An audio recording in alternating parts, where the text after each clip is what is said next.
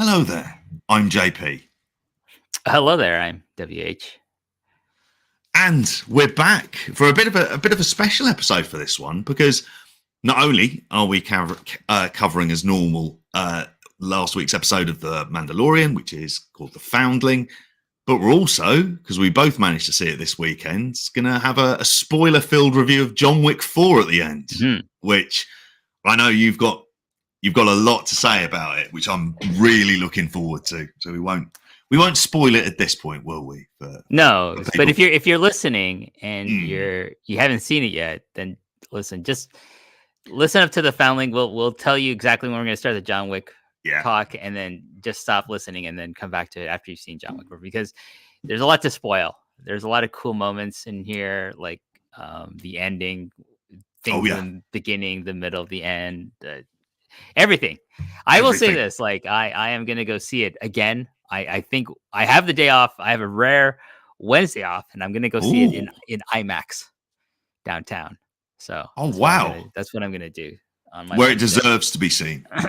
It wasn't shot in IMAX, but they scaled it a bit for IMAX, how they do for some films. But it's not like the screen becomes giant.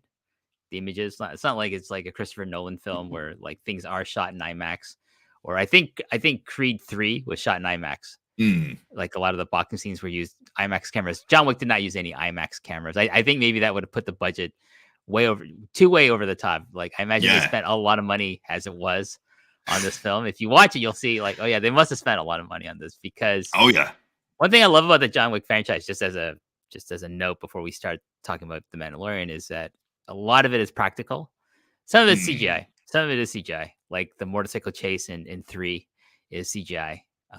But Keanu's not on a real motorcycle in that, I mean, I've seen the behind the scenes. It's a trolley and a green screen backdrop, and but hey, you can't put your lead in danger like that, Yeah, he can only do so much, can he? But we'll like you say, we'll go into it after we've reviewed the Foundling, which is we're chapter 20, which I don't like saying. I like saying like season 3, episode 4. Maybe it's the old man and me that says that. But it was directed by Grief Karga, or as we all know him as, Carl Weathers. I know him as Apollo Creed. Yep. And what's his name in Predator? I don't know. I was thinking this. I'll have to check this. I will have to check this out because that's like iconic. I mean, obviously now for an entire generation, it's a meme of a handshake and you don't even know who's there. It's an arm wrestling contest between him and Schwarzenegger. It's great. It is. Oh, it's absolutely awesome. Just having a look on here who Carl Weathers was. Also, as well, it's the one bit of Dylan. That's who he plays. Yeah. Dylan, you motherfucker. They do that. The arm wrestling handshake. I heard, like a friend of mine told me that Carl Weathers refused to let them use his image in the Creed movies because they weren't going to meet. He wanted like $1 million just for him to use his likeness. And they said no. And then he said, okay, can't use my likeness. Apparently he owns his likeness. Like, wow. So that's why anytime you see like an image of Apollo Creed, it's kind of out of focus a little. Yeah. And he's never, that's true, isn't it? So, and he's never, of course, no flashbacks of him are used as far as I can recall. It's because he said, like, you have to pay me $1 million, just not for me to appear, just for you to use like footage of me. You need to give me $1 million. Hey, the man has his estimation of his worth, and he sticks to it. I got to respect that. Given the amount of he's got his self-worth, and it's a fascinating career trajectory. I kind of look of him as doing the action movie stuff, and then it feels like Happy Gilmore gave him this kind of other sort of lease as this kind of rather more comedic actor, and then the Mandalorian settled him into like a role where he has like a good amount of gravitas. He doesn't appear in the episode for this one either, and it's the shortest one of the series so far. It's like 33 minutes in total with credits, isn't it? It's like a ultra short episode on there as well. I feel it's kind of like what do they call it? Like kind of a break from the main story, because it doesn't really deal too much with, I feel, what the main story is. And I'm not sure exactly what the main story is, to be honest with you. But it felt like, let's take a look.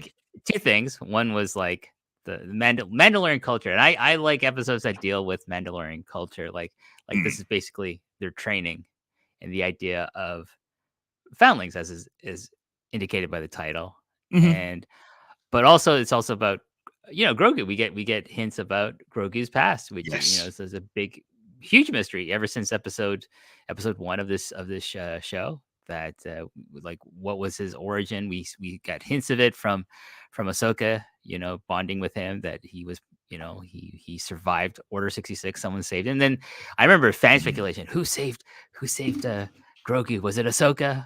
Was it Jocasta Nu? Was it da-da-da? But it turns out it was the former Jar Jar Binks, Ahmed Best.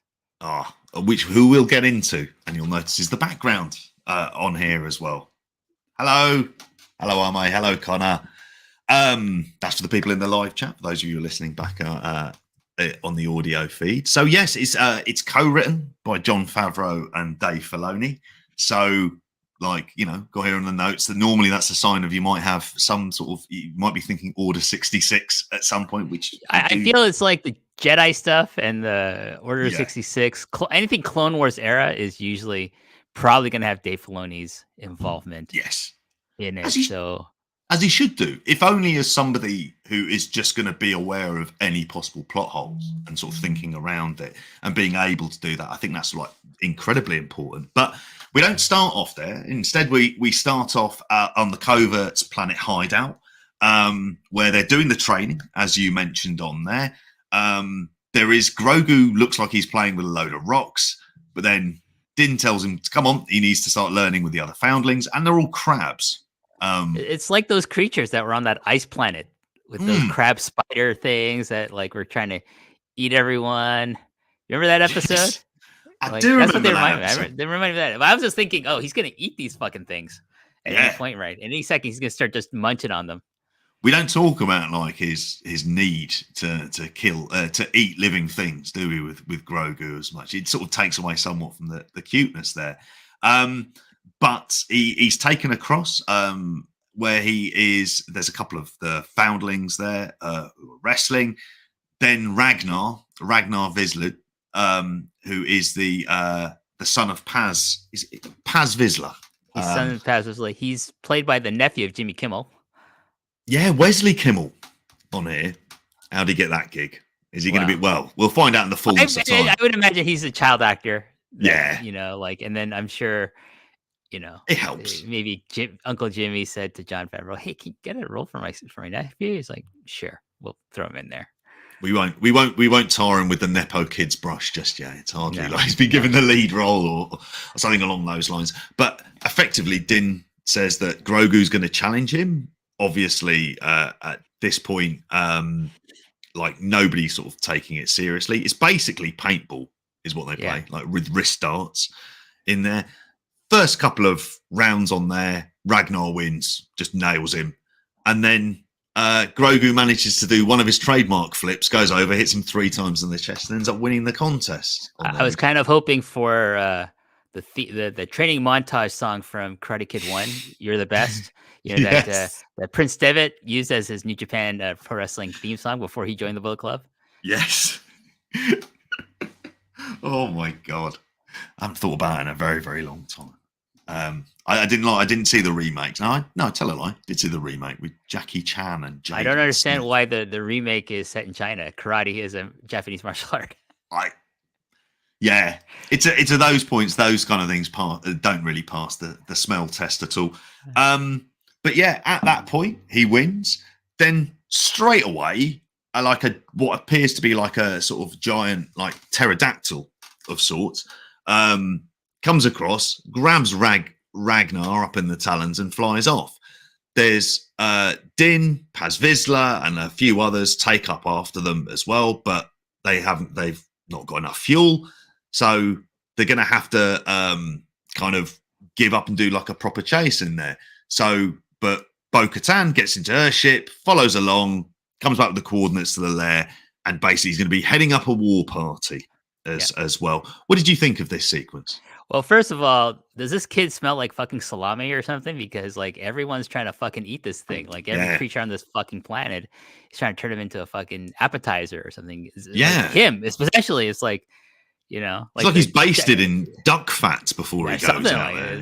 Yeah. Like, like I don't know. Maybe he's just like lets off the scent of like, I smell like fucking pastrami or something like that. I don't know. But yeah, again, like they're introducing like that this planet is really fucking dangerous. Like there's a lot of creatures that get to try to eat them. I know you put in your nose like, why don't you just move?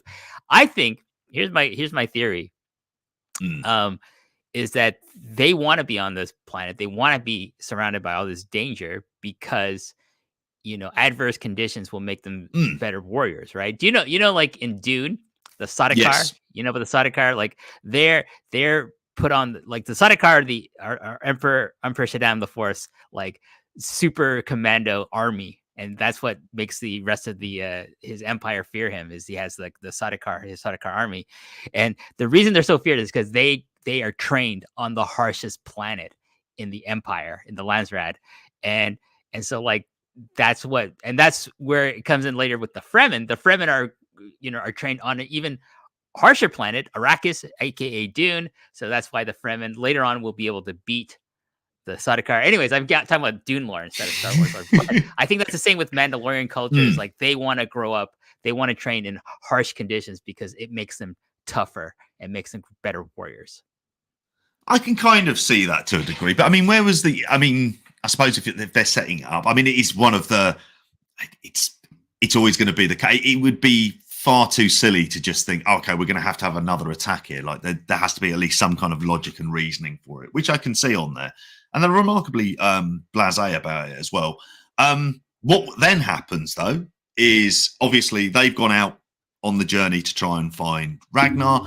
Grogu's left with the armorer, who starts giving him a Mandalorian culture lesson and crafts something out of Beskar, which then ends up leading Grogu into a flashback of Order 66.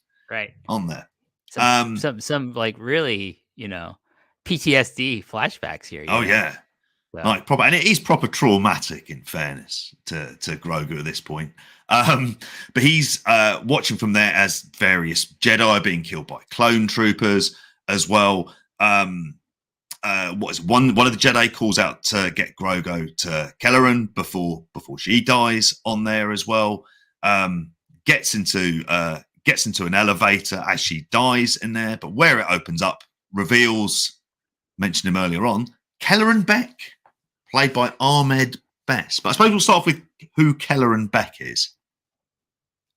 Yeah, I've never heard of this character before this episode. No. So you had in your notes he's like on some fucking YouTube show? Yeah. For kids? Host of Jedi Temple Challenge game show on YouTube. Hey, as much as I love Star Wars, you will never get me to fucking watch like there's a limit. Jedi Temple Challenge fucking show for fucking kids on the YouTube. So yeah, so this is my first introduction to him. So I was like, oh, cool. And then I'm like watching him. I'm like, this guy looks familiar. And I'm thinking, oh my God, is that Ahmed Best? I'm gonna wait till the credits, and what do you know? It's Ahmed Best. By the way, they got Tamura Morrison to come do the voices of the clones. Yes. For this episode, which I think is always a good touch. Like whenever Tamura Morrison actually plays not Boba Fett or Jango Fett, but the clones, that's pretty cool. It is, isn't it? It's always like a kind of great touch. But yeah, it was Ahmed Best, for those of you who aren't aware, play Jar Jar Binks in the prequel trilogy as well. And it was well sort of reported at the time, but as you can imagine, I remember this happening in real time, the vehement abuse that he got, and like he contemplated suicide because there was just like a level of hatred aimed at the actor himself, not at George Lucas, who wrote and directed and produced it. Yeah, people fail to understand. It's like, hey, listen, like he's only doing his job, and that job is being, directed to him by George. George wrote this character. George probably told him the accent to use. He probably made him act, more silly or whatever. And like, listen, Jar Jar Binks is one of my least favorite. I hate the character. I don't hate Ahmed Best for portraying him. Oh. But I hate that character. It's a terrible character. there's lots of terrible characters in Star Wars.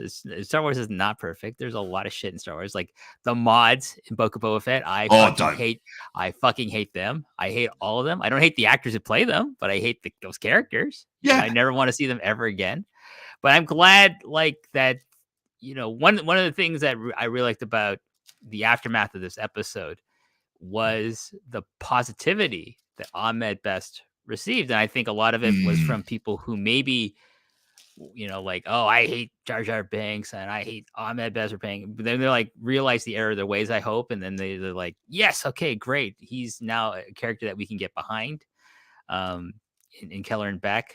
And you know what, like Carl Weathers and Favreau and Filoni did him a service by writing such a short but memorable sequence with him, where it's like, okay, now he can go down in the end. Like, instead of fucking, he'd go to Star Wars, a celebration in Anaheim and across the world, and different, science fiction comic book conventions, and instead of fucking picture of Jar Jar, they can put up a picture of Keller and Beck and say, on at best, Keller and Beck, the Mandalorian. Then there's going to be a huge lineup for his autograph, and he can make some money off conventions. I don't know if he's how many conventions he has done, because I would imagine he'd be kind of apprehensive about going as Jar Jar Binks, right? Yeah, I don't think, honestly to God, he would have done that much because of just the sheer level of abuse like he would have received as well at the time. And I'm looking kind of like through his credits in terms of the other work he'd done. He did voice Jar Jar Binks again for the Disney Infinity game. He did. He was the voice of him in the Clone Wars. Yeah. Yeah. So, but there's a lot of stuff he's doing where it's voice work is primarily what he's doing there. There's not like a good gig. It is a good gig. I wouldn't necessarily be, if I was into acting. I always thought if I was going to be an actor, I'd be a voice actor. I wouldn't be a live action actor. I just do cartoons and commercials and video games, because it's a good gig, because you can be these iconic characters and you don't have to look anything like them. You don't have to do any training in terms of physical stuff. It is. It's like you get to kind of live a normal life, and I can see that being a deliberate career choice from him, from just thinking, I don't really want the grief. But like you say, it feels like they've given him, a very cool character. He's got a double lightsaber on there. So like you think to yourself, yeah, he is being kind of like well rewarded there. Kicking ass on there as well, like knocking the shit as he manages to go away on a bit of a chase through Coruscant again. Yes, which Coruscant, yeah. We do, where we do also see within this the peaks of Kiramut as they're on the chase on there, which we saw in the week before on the episode, which isn't kind of like really referenced at all in this one here. But yeah, they go through there. He gets onto a ship, which is it's a Naboo. I'm going to say a Nabooese ship. I don't Nubian. Nubian. They say Nubian as the adjective form of Naboo. It's a Nubian. I think it's a light cruiser. It's like the same one that Padme and Anakin use in Revenge of the Sith.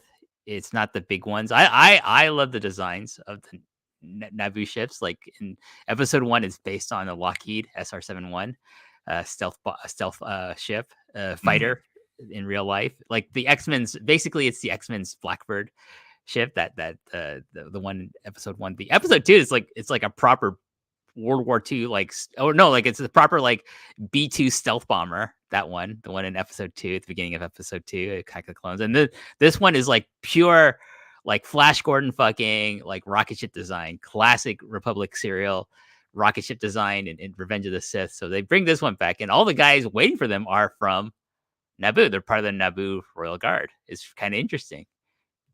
Yeah. No, it is. Openly showing defiance towards Order 66 and Emperor Palpatine. So like I'm trying to think who would have sent them. It might have been not Padme. It might have been Bail Organa, maybe like arranged it. Yeah. Good old Jimmy Smits. But yes, that is effectively what happens. Is Kelleran gets him away. They go into hyperspace, and then Grogu comes out of the flashback at that point. He receives another chest plate. It's got a Mudhorn emblem on it as well. Also remember as well, he's wearing the chainmail vest as well, and he's not big. So the idea is he could possibly be weighed down quite a bit by wearing this amount of Beskar on there, but well protected. Put it this way, like very much as we'll talk about Kevlar suits in a bit. Yeah, like kind of almost like he's set up in that regard. But yet, where we end up after that is where Bo-Katan, Din Djarin, and everyone else at the foot of the mountain where the creature nests, they decide that they're going to make camp there for the night. Bo asks Din whether or not, how we're going to eat without taking the helmet. And it's effectively they take their food and they find a place in isolation, take their helmet off, and then eat before coming back. But because she's the leader of the party, she gets to stay by the fire and eat on there, and has a lonely helmetless dinner on there as well. Which begs the question is, how do they reproduce? Do they leave their helmets at some point? Yeah, like that's going to be difficult. I imagine it's like between domestic partners, like you can look at each other's faces. That's ridiculous. For a specified amount of time, though. It's just like, but not when we leave the house or get out of bed. Yeah, maybe in domestic situations they can look at each other's faces. Yeah.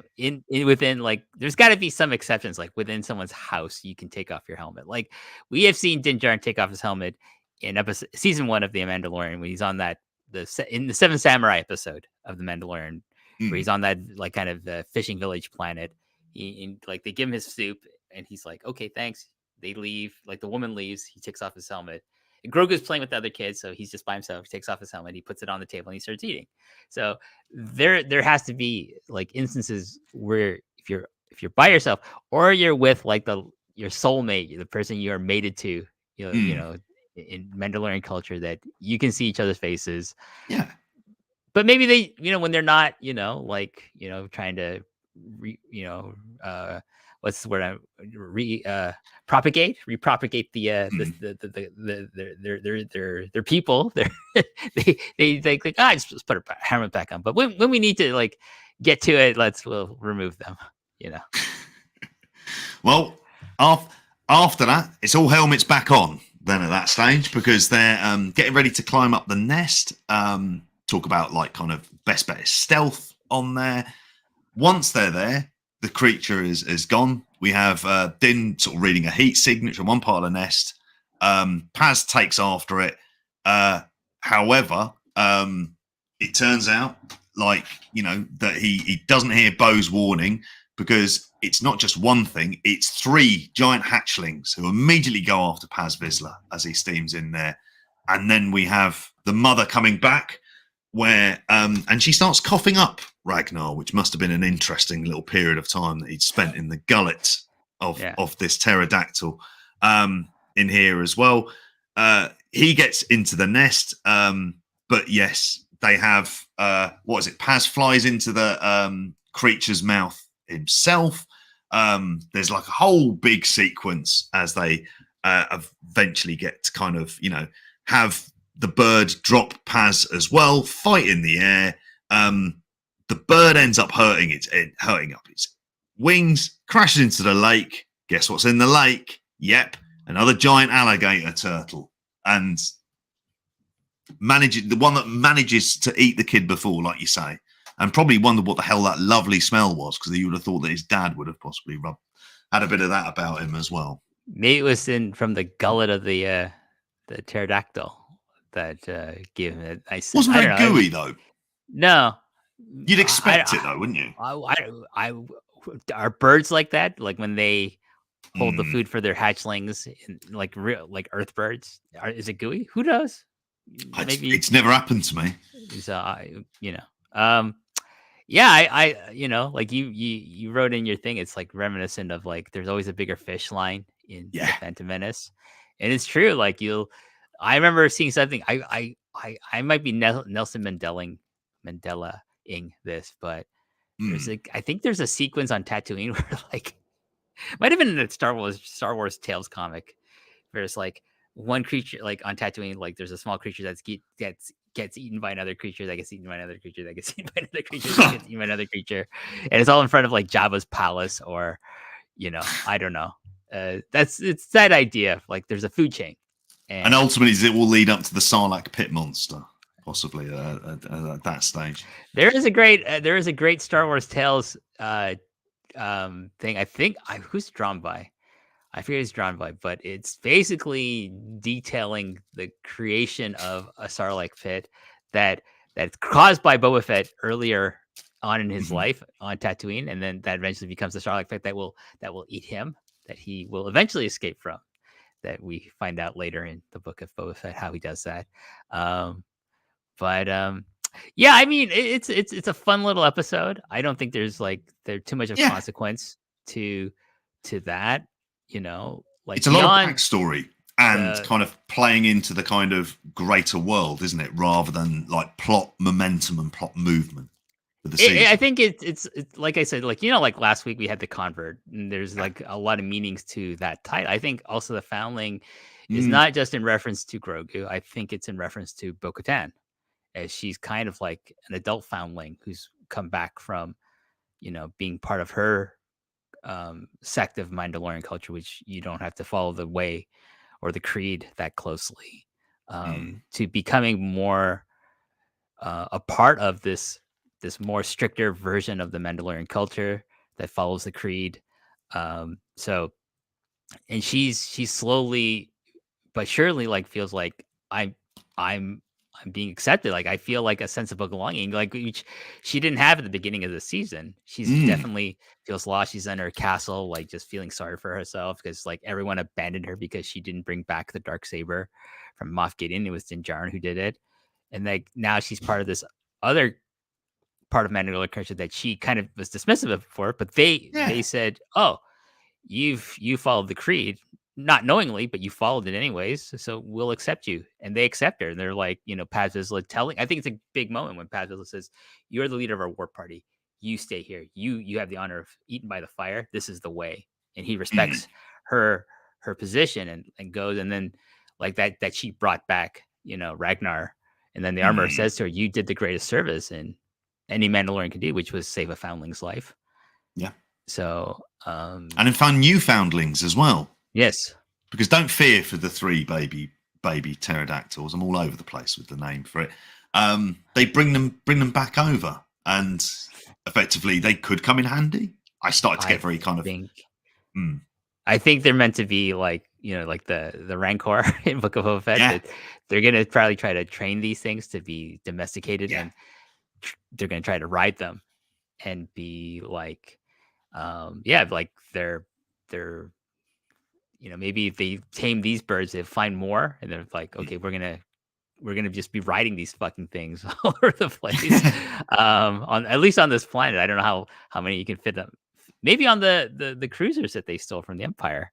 Yeah. Oh no, that was Bo-Katan. She didn't steal those. They didn't steal those. She stole those, and they probably were stolen by her sect of the Mandalorians. But. Yeah, it comes to mind this thing of that was in this comic book called The Tales of the Jedi, which is set 10,000 years in the past, and the first story arc takes place on a place called Onderon, which is the home planet of Saw Gerrera in the Clone Wars. But Onderon has these people they're called the Beast Riders of Onderon, and they ride giant winged creatures that make them a quite fearsome warrior race. But even that's the thing you get is these things are not meant to be actual Mandalorians, but they're meant to be they're domesticated animals of pets or things that they're going to ride in the air. So I think my dog Benji would be absolutely bloody terrified if I brought one of these back. A couple of points from the chat here as well. Arme says here, for Earthbirds, food is pre-digested as well. Which, there you go. So thankfully this is not an Earthbird that swallowed Ragnar. Exactly on there. And Connor does say actually about the handiness of training the birds is it would sort out the fuel issue. That would be. So, I mean, thinking about saving the universe as well in a very green way. We can do with something like that here on Earth.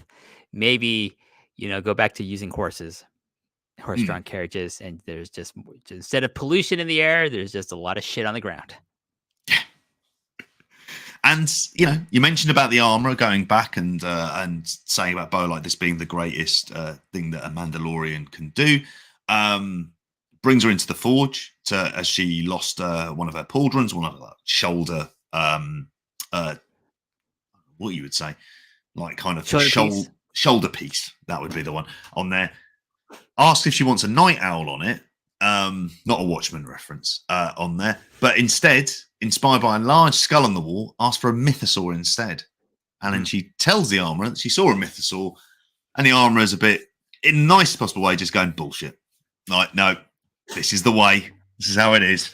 That obviously we're going to end up back there at Mandalore at some point as well on there. But yeah, it's kind of like a very light breeze of an episode.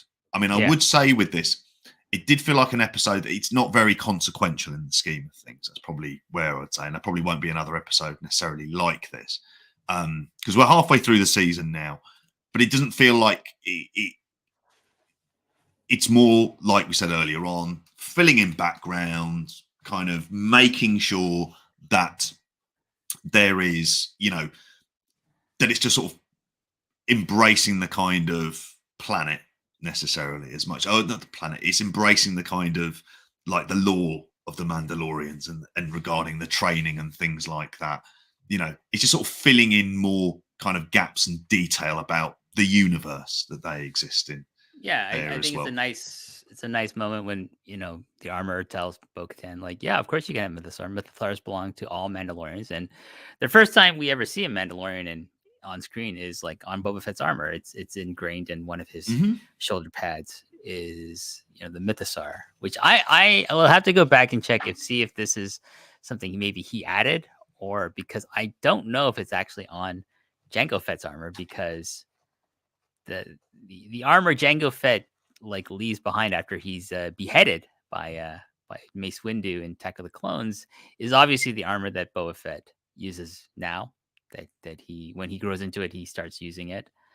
But he repaints it because it's not the same blue silver color scheme of Jango Fett. It's his trademark, I guess. What is it like? I guess green is the bases. Green and red and yellow are kind of the accent, and yellow and red are the accents to it, but it's mainly green. But like, there's a lot of details that I think he adds to the armor. Like, if you compare the armors of Jango and Boba Fett, there's a lot of differences to them, and like the Mythosaur is one of them. I go back to like the idea that like where Bo-Katan and Koska Reeves like meet Din and Boba Fett to be recruited by Din to help them get Grogu back from Moff Gideon. And she says to Boba Fett, "You are not a Mandalorian." He says, "I never said I was." And but I think deep down he wants to be part of Mandalore culture. I think maybe if we explore that idea, why does he have a Mythosaur on his armor? Because I'm pretty sure that Mythosaur is not on Jango Fett's armor. I could be wrong. If anyone in the chat knows, please correct me. But that, to me, if he did add that, like, that would tell me like, oh, okay, no, he wants a sense of belonging that his father was Mandalorian. Boba Fett always maintained that he's not like the other clones because he's unaltered. He aged at a natural rate.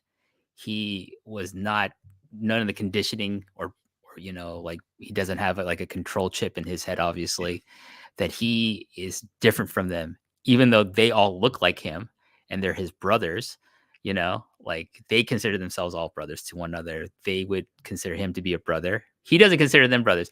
I would love if he shows up somehow in the Bad Batch, because the closest clone to him that is like him is Omega, one of the character in the Bad Batch, who is an unaltered clone of Boba Fett, of Jango Fett as well, but female. So that's essentially his sister. Like, it'd be interesting to see like them interact somehow in that era. And like, you could always get Daniel Logan, who played Boba Fett in the Clone Wars and in the Attack of the Clones, but he does a lot of the voice work for Boba in the animated series. Bring him back. You can also do the storyline of Boba Fett having the showdown with Cad Bane that is referenced in the end of Book of Boba Fett, which is where you'll see like Boba Fett get the dent in his helmet is from a gun duel with Cad Bane. They have to do that. They fucking, it's like the greatest unmade animated episode in the history of Star Wars that they have to make. And like Bad Batch would be perfect, because who's the best character for the Bad Batch to meet during its run would be Boba Fett. Yeah. So Yeah. Neatly ties in, and as like we said with an episode for this, there's like it's really enjoyable. I haven't seen the trailer for next week's. There on it. Connor's just said he's checked. There is no Mythosaur on Django.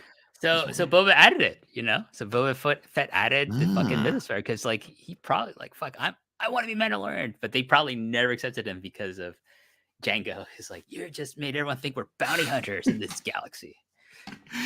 Arme also says here that felt like a National Geographic episode on Mandalorian culture, which I'm kind of all right with. I'm fine with that. It was like Andor. I love anything that deals with lore, like that expands lore, like Jedi lore, Mandalorian lore, the lore of the Sith. Like it goes for even things like Game of Thrones. We've watched that. It's actually like the building of like how does a society work here is some of the most like kind of fascinating stuff. What I want a National Geographic episode on, JP? What's that? The world of assassins in John Wick. Well, that nicely brings us round to so for the end of the Mandalorian. So we're going to go into John Wick 4, which both you and I saw, and it is going to be spoiler filled. So if you don't want to know about it, I would suggest pausing now, coming back to it once you've seen it, because I know you have. Like, this is getting some very, very, very high praise from yourself. Yeah, I saw it on Friday night. And I went into it with pretty high expectations. To be honest, I love this franchise, and I just came out of it thinking, my God, like this is one of the greatest action movies in of itself of all time.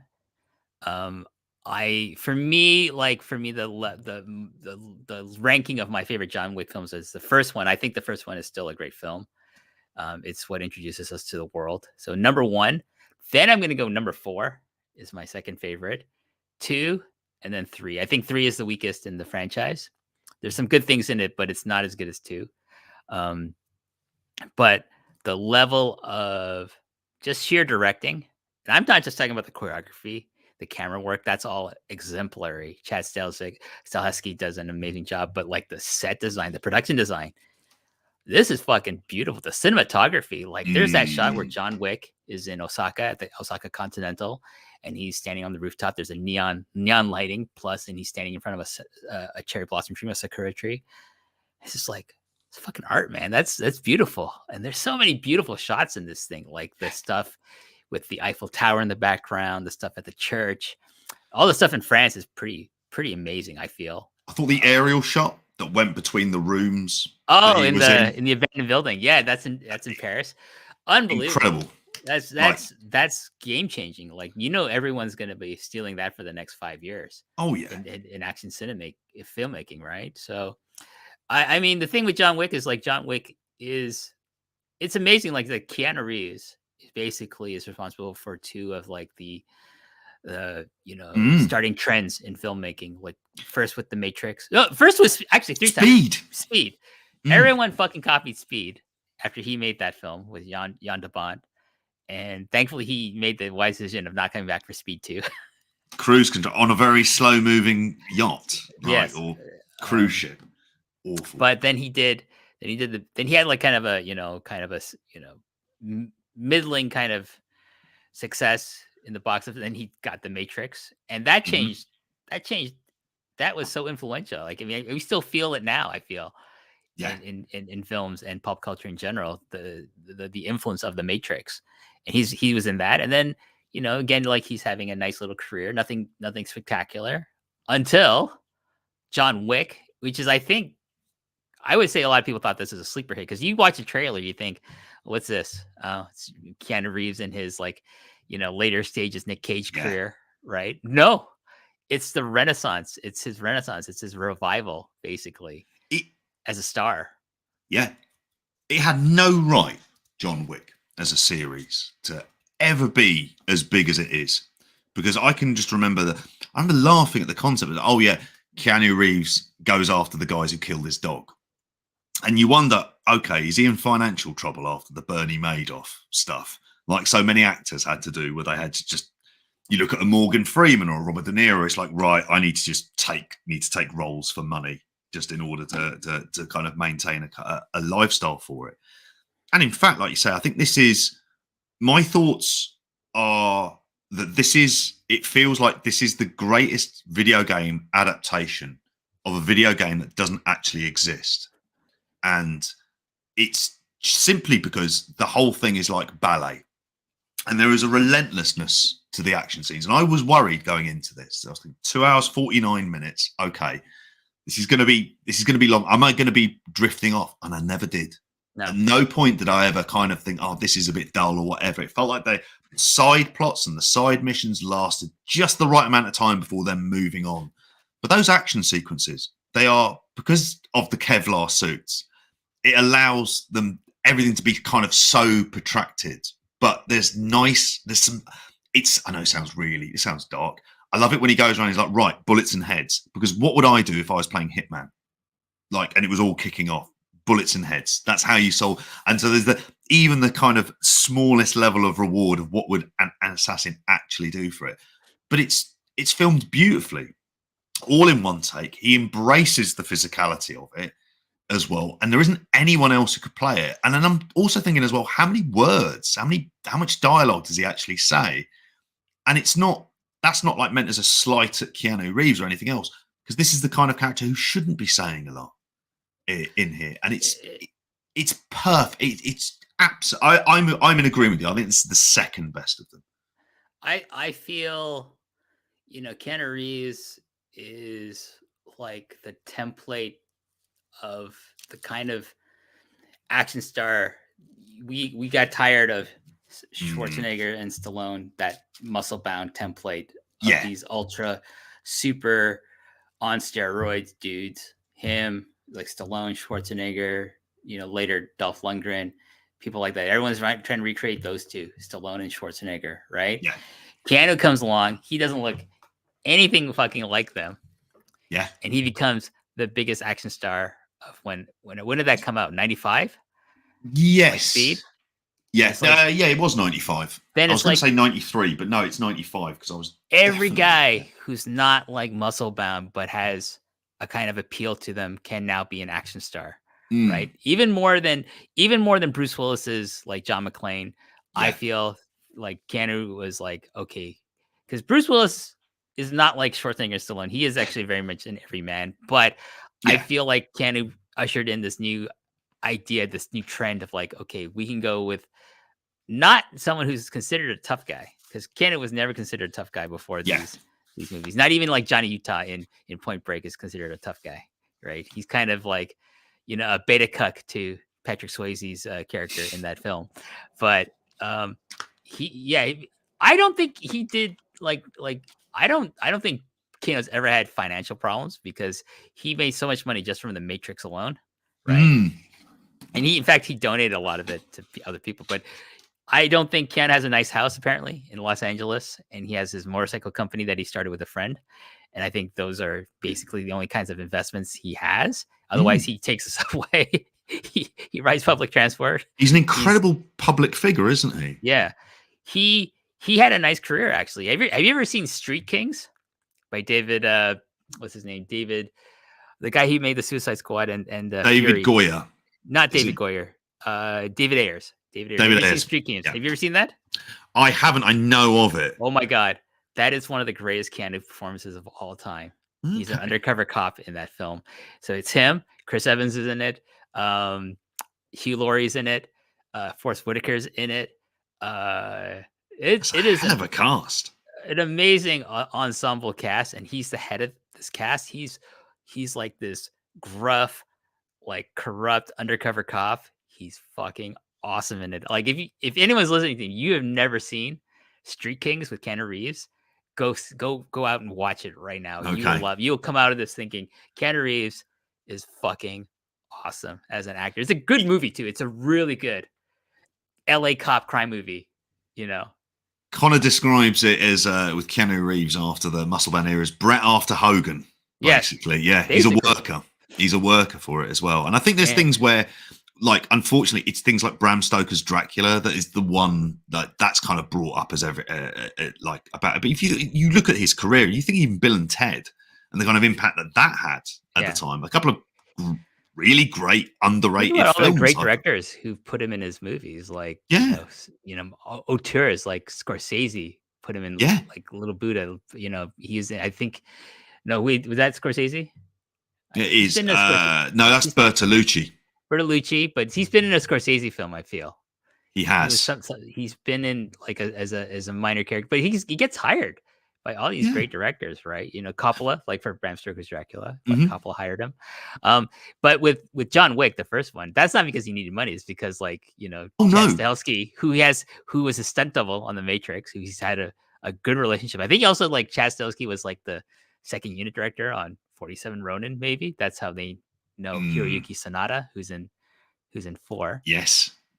They were like friends because he was the Neo stunt double, and so he's like, oh yeah, I got this project.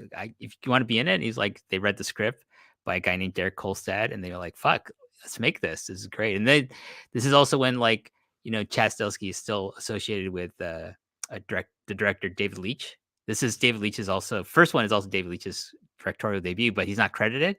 And then he goes off to make Atomic Blonde, and then a bunch of shit after that. Like that's it. Bullet Train. I didn't watch. Looks terrible. Deadpool 2, not that good. Hobbs and Shaw, I kind of Blonde actually. Atomic Blonde is awesome. I had such high hopes for David Leitch, and then he just started making he wanted to be instead of like Chad Stahelski wanted to be Chad Stahelski. You know what I mean? Whereas David Leitch wanted to be Michael Bay. And it shows, and unfortunately. Anyways, this, I just like, okay, so we had 3 major set pieces, which is Osaka, which is my first hometown in Japan. So I was like, oh shit, I immediately thought of you. There's Glico Man, and then he's at Umeda Station. That's the nicest I've ever seen Umeda Station, by the way. And then the Berlin sequence with Scott Adkins. I did not know that. I thought Scott Adkins, who, by the way, if you should be proud. He's like from the UK. He's an incredible martial artist, action star. A lot of his stuff is actually pretty fucking. I talked about him, like Universal Soldier, Day of Reckoning. He's awesome at that. Go watch that. But he's this guy Killa, and I'm like, I thought he was a henchman at first. I thought he was a Marquis henchman at first, and then it's like, no, my friend's like, that's Scott Adkins in a fat suit. And I'm like, what? Oh my God. Because I'm like, who is this guy? He's like, he moves like for a big dude, he moves really well. And it's like, no, it's Scott Adkins wearing a fat suit. I'm like, oh, cool. He's hamming it up. It's great. One thing I love about the John Wick universe are like these side characters, these villains, and like some of the side characters. Like I love Halle Berry in 3. I think she's awesome. I love the villains in 2. I love the villains in 3, like Mark Dacascos as Zero, and the 2 guys from the raid as his henchmen. That's great. This, you had Bill Skarsgård, who's like, what the Skarsgård family's been having a hell of a run, like, like with I just hope it doesn't go all Von Erichs in the late 80s, early 90s. We got Andor, we got Infinity Pool, we got Bill coming off being like Pennywise. Now he's going to be well known for being the Marquis de Grignon in John Wick Chapter 4. I love all these types of... A great shit-eating villain as well. Oh, yeah. He really, like, horrible in this as well. But it feels... But then you bring in, like, these other great side characters. We have... Charmaine Anderson who's from Toronto, by the way, who's the tracker, Mr. Nobody. And I was at some point thought they were going to reveal, he's like fucking Halle Berry's brother or something, because he has a dog too, right? I was like, oh, he's got an attack dog too. But I think it was really cool. You have Hiroyuki Sanada, who's the head of the Continental, and Rina Sawayama, his daughter, who's the concierge, Akira. And then, of course, you have the coup de grace, I feel, of this franchise, and that's Donnie Yen as Kane. Yes. The Zatoichi type character. That was really good friends with John Wick in his past, and I think the greatest strength of John Wick is his mysterious past. I think that's such a great narrative tool that you bring back all these characters from his past that he's meeting again, yeah, and on this quest to get revenge on the High Table. And it's great. I think the story was really tight. It didn't stray too far. You didn't like just shoehorning characters just for the sake of shoehorning them in. Like the Bowery King, Lawrence Fishburne's character is not overly used. He's used perfectly, like the amount of screen time that he gets. Same thing with Winston. I don't think he's overused. I think Winston is used perfectly in this. And then again, like you got like Lawrence we have Fishburne, the late Lance Reddick as well, like Lance only Reddick at the as beginning, Sharon. Yeah. before his before they were shot, and I didn't know whether or not Mr. Nobody was going to end up as like sort of being trained as the new concierge or something along those lines. I just because he was there in the kind of final scene, but I didn't know. That's one of the successes of this is expanding that world, which is a big thing for this, particularly in like the post-credit sequence, enough because you know how exciting and varied it is. You have all these kind of great actors, and it's the length of time they're there for them, and it must be really fun for them to shoot. So they come in, they do very specific sequence, and then we kind of move past them.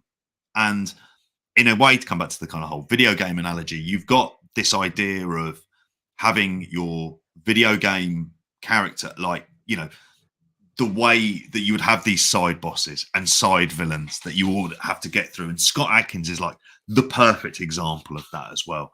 And is one of the things. But Donnie Yen is like within this is phenomenal. Don't get me wrong, I got flashbacks to Rogue One when it was like as a Zatoichi Jedi. Apparently, he's only allowed to, in the major American speaking roles, he's only allowed to play blind people. Yeah, and he's wonderful.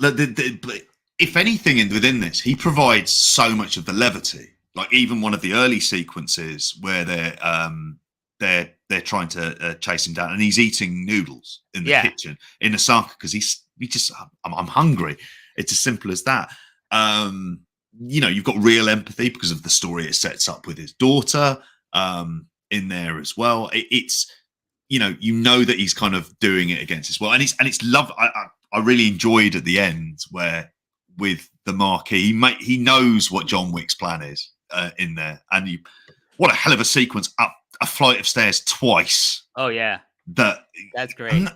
And that's the thing with this is you have these kind of, it's so much fun because you kind of have the introduction to this really interesting character.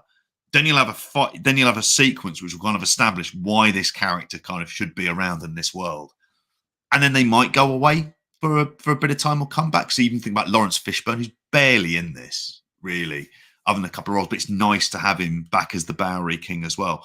And Donnie Yen, I mean, how old is Donnie Yen now at this point? I'm just trying. I'm on his IMDb, and I'm just trying to have a look on it about how old he is. At this stage, 63 he was born, 63. So he's 60.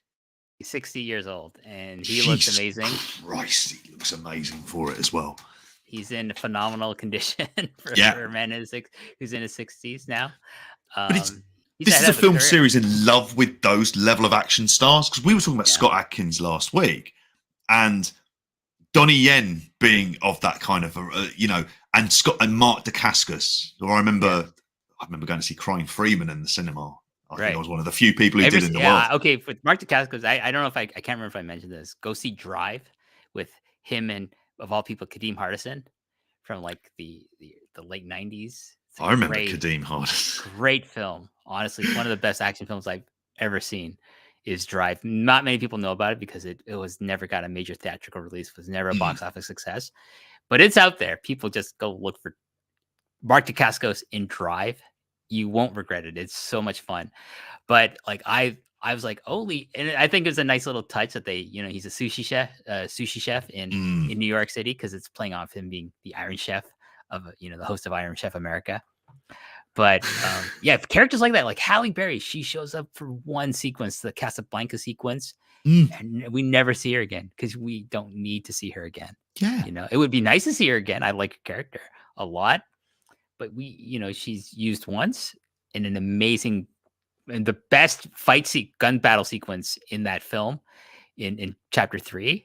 she's amazing in that, and we don't see her again. It's other characters like, like think about it, like the first one had Willem Dafoe as like someone who is obviously a really good friend of John Wick's from. He's also an assassin, but we don't see him after number 1 because he dies. So it's good.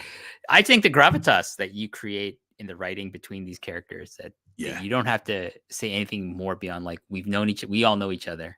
You don't have to give exposition on like exactly how they know each other or the depth of their, because it's portrayed, it's conveyed through how they talk to one another and what they say to one another, short and succinct, and it's great. And they're bound within the rules of the high table and this world, which has this kind of very hierarchical structure. And we meet the Clancy Brown, who I was really happy to see come in. He plays the Harbinger, who's like the Harbinger, effectively the high table's representative, who again, they're kind of still shrouded in mystery, which, you're thinking with like, okay, how does this person in this role, where do they really fit in? The Marquis is only like, it's like a nominal title, so we'll get like kind of possibly then moved around to someone else. He's not the head of the table though. Like no, he isn't. He's like their representative. Yeah, he's like their agent in terms of like, okay, you're our guy. The Marquis is the person that does, like we want something done that's really been fucking difficult for everyone else we sent to do this job. You're the one. You're our last resort. So he's given powers by the high table. The 12 representatives of the high table give him powers to go things, but he has ambitions to have a seat at the table. That's his big thing in this. That's his big motivation in this film is if I kill John Wick, I'm going to be closer to getting a seat on the table. But people like, I see in reviews, he's the leader. Like he's not the leader of the high table. He's like fucking Darth Vader. Darth Vader's not the leader of the Empire. He does the bidding of the Emperor. It's like the Marquis, same thing. Like everyone else does the bidding of the high table. The Adjudicator in Chapter 3 does the bidding of the high table. The Harbinger, played by, like you say, Clancy Brown, does the bidding of the high table. It's like the Harbinger and the Marquis seem to be on the same level, power-wise, in terms of the organization, right? Like because they don't order one another around. Like Harbinger is there to remind the Marquis, you have to follow rules too. And that's it. Yeah. They're like not a referee of sorts, but they're there to kind of make sure that this is kind of maintained that the order is maintained in a certain way, which again plays really nicely into the kind of end of it, where people are kind of waiting for almost that verbal, yes, you've done your bit, which is what Donnie Yen's character Kane has of like, okay, have I fulfilled what you wanted me to do? Yep, it's fine. You and your daughter are absolutely fine. It's like, oh, okay, brilliant. I can back out then at that point. And then obviously then once the Marquis is killed, which I just love about, like, you don't need a long protracted fight sequence between him and and we've never had that where there's like a long protracted fight sequence between John Wick and like a main villain. Because the idea is number is one there? with Tarasov. Oh, yes, there. Yeah, one, yeah, that's it though. Otherwise, 2, no. Because ultimately, he's like they're not in the positions of like the physical power and violence that like the underlings can have in here. And there is a character of that who kind of very much like a kind of Duracell bunny type character, isn't it? Of Chidi, played by Marco Zaror in there as well, who is it sounds like one of your names for a character in NXT. It should be. He's a Chilean martial arts star as well, in there, an absolute unit, and he's absolutely great. There's I think a phenomenal sequence around the Triumph where the cars are going around, and this is the other thing as well. It feels like you would be wondering that people would be screaming as this absolute anarchy is going on in the middle of people like running around. But you have these great bits where they're running between traffic. They're holding up their suits because effectively they're bulletproof vests as they're kind of shooting each other from pretty much like pretty close range as well, just waiting for the kind of headshot to go through. And it's the start. I mean, I found myself like at that scene with some of the moments when various henchmen are killed by the combination of the cars and John Wick. And I found myself kind of laughing because it is like it's quite Looney Tunes for how it does it. Just the sheer level of choreography of so many things, and then making sure that all of the VFX is going to fully make sure that we as an audience can understand it. It's so difficult to do. And I think also with the aerial sequence I mentioned earlier on in the house. So obviously that's a building. set that they designed with no roof, no ceiling, and that they could. I'm assuming it's a crane. They put a camera on a crane that goes through each room, as John Wick is basically like you're saying, it's a video game. Looks like a video game, but it's amazing. Like the choreography and the way they stage this, and it looks like a one take scene. I don't think it is. I think they cleverly disguise it. I can't see how that could be a oneer. I don't care in the history of oneers. Oh, I don't know how they did this oneer. It's like, okay, this is on a different level of like things that are going on in each frame, like that. I don't think you could do a oneer with this. We haven't mentioned the post-credit sequence. Okay. Which is kind of I mean, at the end of it, we see a grave of John Wick. It says like loving husband, which is the thing that he said he'd want on his gravestone as he's trying to leave. He's trying to get through Paris before he kind of goes overground as well. One thing we should mention is like the way so John Wick dies at the end of the film, and he dies not at the top, at the base of the church, not at the bottom where he's killed hundreds of men. He's in the middle. He's between heaven and hell, kind of, this idea of like where they talk about like Winston and the Barra King talk about, is he in heaven? Is he in hell? We don't know. He's not in purgatory anymore because he got free of the table. That was his main goal. He wanted to die a free man. He didn't want to be excommunicado or under the thumb of the high table. So he died a free man. Then he can join his wife in heaven. And the last thing he says is her name, Helen. So, I mean, I like all the cinematic references to this. You got references to the good, the bad, and the ugly in this film. You have references, obviously, to Zatoichi. You have references to, I guess, Citizen Kane is like, he says Rosebud when he dies. John says Helen as he dies. And then I'm sure like there's going to be some video essay out there that's going to detail all the cinematic references that I'm not aware of right now, but it's great. I think John Wick has always done that. It's like Star Wars in that sense, is it has a lot of cinematic references to it. There's the great part in Chad Stahelski likes to reference the good, the bad, the ugly a lot, because there's that sequence in chapter 3 where Keanu is building a gun, a revolver out of like other ancient, like, Western guns. And that's straight from Eli Wallach's character in The Good, the Bad, the Ugly. He does the same thing in that film. So I'm like, oh shit, it's he's Tuco. John Wick is Tuco in from The Good, the Bad, the Ugly in the sequence. It's pretty cool.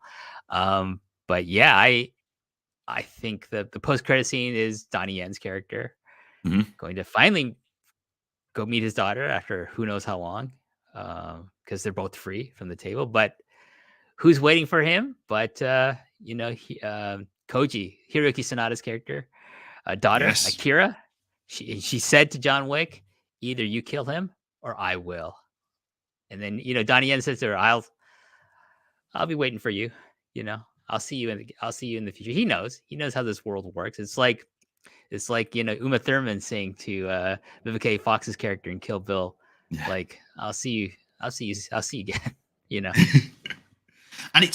And we didn't really mention as much as, I suppose, in terms of Hiroyuki Sanada and is it Rina Sawayama as well? Hiroyuki Sanada, I should say, in there, he's got gravitas. If you're like, that's how he always feels to me when he appears on screen, and you could believe him being effectively the counterpart of a Winston, holding that kind of gravitas. Again, another legit martial artist.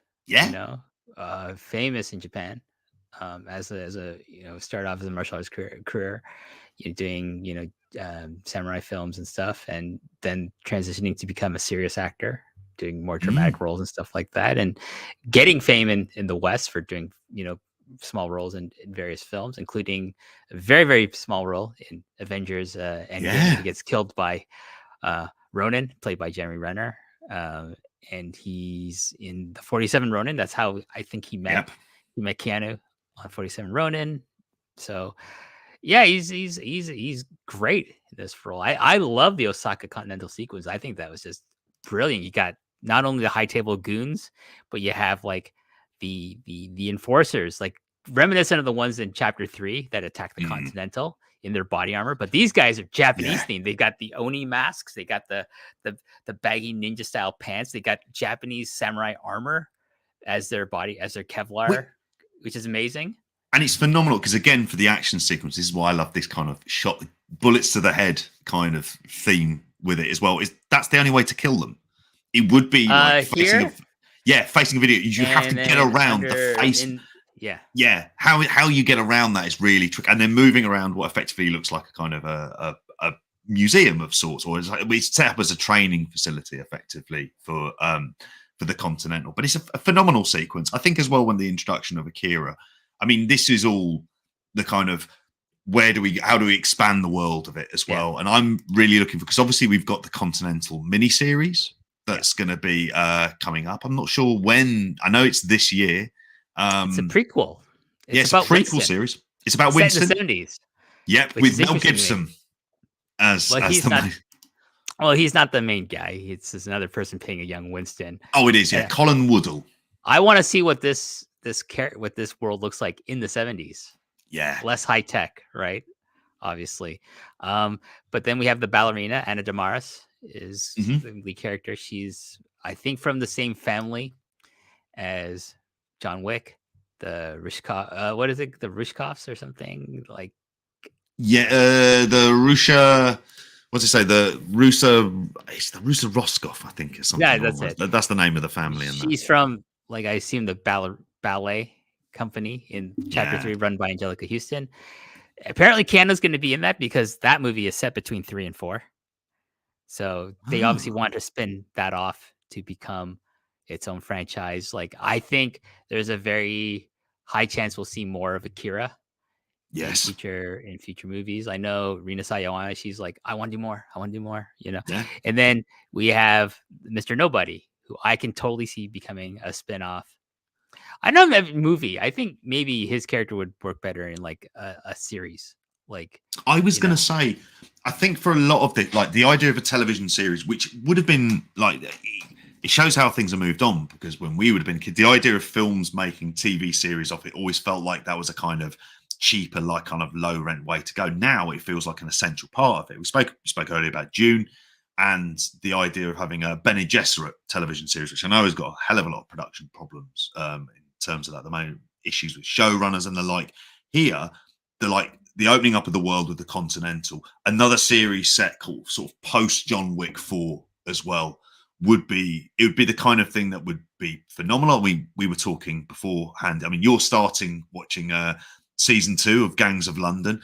If it could have like part of what I'd love to feel, and if they got someone like Gareth Evans in to kind of like, I think, helm some of the TV stuff for that, I think that would be. If you are not tremendous. Afraid of shying away from like graphic violence on screen, on television, which I see, this is like Lionsgate. So I know Continental is supposed to be on Peacock. So I have no idea what their level of comfort is for graphic violence. If this was an HBO show, I did put a Teddy Hart documentary out there, so I'm like, Christ, I think all bets are off with it. But this is HBO or Netflix, I would have no worries, because like they don't give a shit. They're like, it's violent, we'll put it on.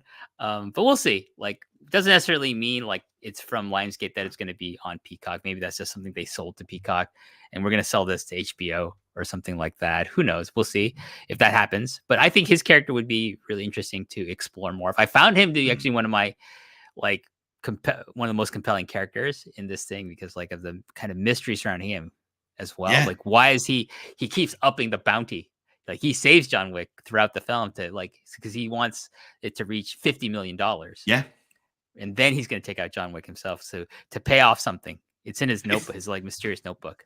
It felt, I wondered at first, just given how he looked, you thought, okay, is he part of effectively someone like a protector from the Bowery King, from Lawrence Fishburne's character? And then isn't, but is kind of away from there. There's the relationship with the dog, who, you know, my girlfriend absolutely was terrified. She's like, that dog better not die. Like, I don't want to be seeing this. Like, anytime she saw dogs, there was a time the marquee had 2 dogs, she got worried. Like that's the stuff that really upsets her. Like, Okay. so she had watching the first one with her. She was just like, "That's like and killed the dog." She was just like, "Well, yeah, I would do exactly the same thing if Yeah. anyone came after Benji." You know, he reminds me slaughter them. like it's fitting that we're doing this talking about this on this Mandalorian review show. Is that he like the Mr. Nobody reminds me of Boba Fett. He's like essentially the Boba Fett like character of the John Wick universe. He's a bounty hunter, essentially, which is a different from like everyone else that we meet who are assassins. They're not. You know, he doesn't necessarily kill people like a John Wick would or like Sophia would or Marcus would. He is a like he hunts pieces. They specifically says John Wick specifically, you're a tracker. Like this is a different class of people who do work in this world. So it's interesting. Like I would love to see them explore that and have his dog with him. And yeah, I think it'd be interesting. We'll see where it goes. And I think that's fundamentally is the beauty of this film is we're talking about we've set up stuff post John Wick, and it is like if this is the end of the end of Keanu Reeves' involvement in the series. I think he's he himself has got like kind of too much investment on it, but it says so much. They've managed to create a universe where you think, yeah, I want to see this, and it is doing that. You mentioned about this in terms of franchises that kind of revolution action films. It's like, well, yeah. And we talked about The Order earlier on in terms of which we're kind of similar to that. It's not like 2 and 3 are bad films in any way, shape or form. It's just that it has been raised to an incredibly high bar in terms of action, like just choreographing action sequences and filming. I really feel this is something that Chad Stahelski has made that is equivalent to cinematic art. Yeah. Like he's created something like with this, the 4th installment of an action franchise, which is amazing to say that he has created something akin to cinematic art, like that you can look at and think, okay, everything I would consider to be like art in filmmaking, like along the lines of like Wong Kar-wai or like Francois Truffaut or Martin Scorsese, John Woo, people like that. Like I would say this exists in John Wick 4, Chapter 4. It's beautiful. It's a beautiful film. There's really good, like simple writing to it, but it's profound in its own way. And the acting is superb, I feel. One of the things I ended up thinking of when watching this was how I felt when I first watched Crouching Tiger, Hidden Dragon. Just in terms of like the level of wire work and just the quality of the action sequences, and then the kind of deep because that's art in and of itself. With the in terms of like just creating an environment and being able to kind of like really like controlling framing on the screen and the composition of the colors in particular. And also, this isn't like an orthodox story. You mentioned it's incredible for the 4th part of an action series to do this. I very much doubt Universal Soldier 4 somehow manages to kind of like completely reinvent things to that degree. There's no, I don't feel there's like, outside of Mission Impossible, I don't feel there's an action franchise that has been this good overall. Like they have dips and valleys, peaks and valleys with like other series. Fast and Furious. Fast and Furious, Die Hard. Die Hard does not have that consistency. None of the Terminator loses its value after 2. Same thing with Rambo. Like Rambo 3 is garbage. 4 is great. 5 is okay. But for the first one is not. Here's the thing. First Blood, the first Rambo film, incredible film. It's a drama. It's a drama that happens to have some action in it. It's not an action film. From 2 on, it's an action series. But like I dare anyone to like say to me like what has the level of consistency as an action franchise besides the Mission Impossible films. But that's because like Tom Cruise is a control freak and he makes sure that these are quality, right? That I don't know, like 2 is the weakest one. Mission Impossible 2 is the weakest one in the franchise. Everything else is pretty fucking good as well. Yeah. And I have high hopes for the end of that series. Which is incredible because John Woo directed the second one and it was such a disappointment. Yeah. Whereas I think with the thing third I like one, about it, I think the thing is like you did not let him make a John Woo film. You made him make like an action film in It's Hollywood. the story of him in the Broken Arrow and the like. It was always like Yeah. the story of him in the States, wasn't it? It was never allowed to make that kind of John Woo film. The only thing I can say is maybe close for me is maybe like it's not even an action series. It's like the Sergio Leone westerns that he made, like the 4 major ones that he's credited with, which is like the Dollars trilogy and then Once Upon a Time in the West. That has the same amount of quality and consistency throughout that John Wick as a series has, and like Mission Impossible as overall as a series tends to have. So, but I think John Wick is like up here It's as the a high franchise. watermark of action cinema. It really is. And action cinema, as we talk about, kind of, you talk of any genre of film, and you have films that kind of fit into go, actually, this is kind of a classic. This is how I felt about it. I came out and I was prepared when I went in. I was like, okay, is this going to be a hard slog? Like, am I going to be feeling the fact it's 2 hours, 49 minutes? And I didn't. And I was excited. I was energized after it. Yeah. I was like, oh my God, because I just lost myself in it as a universe as well. And it's, if you, for those of you who have seen it, let us know, obviously in the chat and comments and tell us about it. But that kind of brings us to so I mean, I'd say 5 stars if we're gonna go. Go right. Yeah, I'm gonna 5-star it on Letterboxd later. I'm gonna see it again on Wednesday on IMAX on the IMAX screen. So I haven't rated on Letterboxd yet, but I will after that. I'm probably gonna give it a 5-star, and actually might write an actual review for it, like on my computer for it. Proper review on Letterboxd. Proper review. Just leaving a star rating as I do for most things. But this is definitely, I think, the film to see this year if you love action films, especially if you're a fan of the previous 3 installments of this series. Definitely go see John Wick 4. Amazing piece of business, that thing. Amazing piece of business. Which leads us nicely onto the plugs. And you've mentioned the business there. Yes. Oh yeah. So it's been early released on Patreon, which is the business with Maddie Edwards and myself talking for about 2 hours about various things about wrestling. I think I go a little overboard in my slagging off of people in wrestling. If you're Tommy Dreamer, don't listen to this. I really go off on Tommy Dreamer. And good. If you're an XWB diva who's now in AEW, you might want to don't listen to this either. Oh Christ! You don't like what I have to say about you either. But anyways, yes. Otherwise, like, I think it's a really fun conversation. I started listening to it. He sounded great. I was very much. Maddie and I, you'd think we have our differences, and they're pretty profound, but we actually have a lot of common ground. Yes. As well. So like I talk a lot about actually, like, a lot of people associate me mainly with Japanese wrestling.